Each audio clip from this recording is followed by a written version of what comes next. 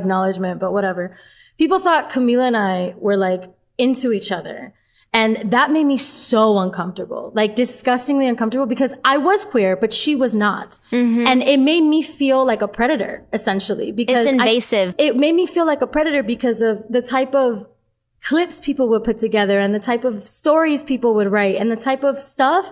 I was always the aggressor, and I was always the one turning her, and I was always the one who was like the masculine energy in the scenario. And it made me very uncomfortable because that's not how I identify. And that's not to say that that's wrong to identify like that. Like, daddy, get your shit. You know what I mean? Like, do your thing. But I did not identify that way. And I also did not have that connection with her. Camila and I were just very good friends at that time. You know what I'm saying? And we respected each other. When each other would talk, we would look at each other. We had love for each other, like genuine friendship. You know what I'm saying?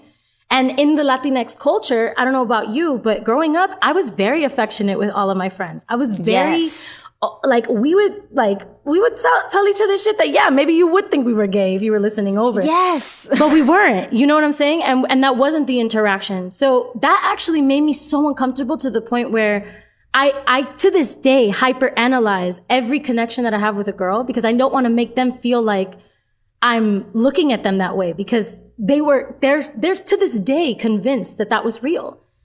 You know what I'm saying? And I can't do anything to change it. Cause even when I talk about it, and I don't talk about it because I've learned to just ignore it, because it was just so traumatizing for me. You know what I'm saying?